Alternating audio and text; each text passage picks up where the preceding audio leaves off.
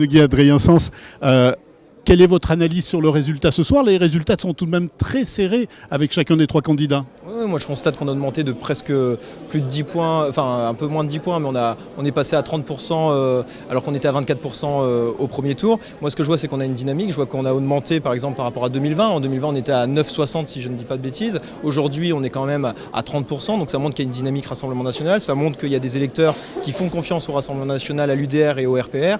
Et puis derrière on a aussi 4333 voix, là où on avait au premier tour 3300 voix. Donc on voit qu'il y a quand même une augmentation de plus de 1000 voix. Et moi, ce qui me rassure, c'est qu'on va rentrer au conseil municipal avec, si je ne dis pas de bêtises, 6 sièges, dont 3 sièges communautaires, ce qui va nous permettre de travailler pendant les 6 à 7 prochaines années à la fois la commune, le territoire, au niveau de l'agglomération, et puis aussi apporter une voix différente à la fois de la majorité et aussi de la gauche, et donc porter la voix des Valenciennoises et des Valenciennois qui ne se sentent pas représentés aujourd'hui à Valenciennes.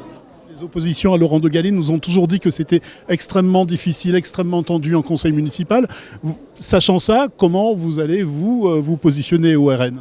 Écoutez, nous on sera toujours dans une opposition constructive comme on l'est déjà au Parlement, à l'Assemblée nationale, au Sénat, au Parlement européen et dans la plupart des assemblées où le Rassemblement national siège. Donc on sera une force d'opposition constructive. Maintenant on fera aussi respecter le débat démocratique et j'espère que Laurent de Gallet et la gauche participera à ce travail collectif. Maintenant j'allais dire au travail dès le prochain conseil municipal.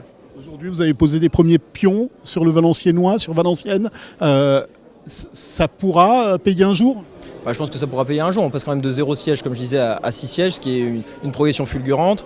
Pareil pour la communauté d'agglo, où on passe de 0 à 3, là où la gauche finalement n'a pas autant augmenté que ça. Je pense qu'aujourd'hui, le fait politique, il y a deux faits politiques, c'est l'affaiblissement de Laurent de Gallet, mais c'est aussi et surtout la progression du Rassemblement national sur le territoire et encore plus à Valenciennes, et qui pourront derrière préparer à la fois les présidentielles, les législatives, les départementales, les régionales et ensuite les municipales qui approcheront, d'abord les présidentielles puis les municipales en 2032.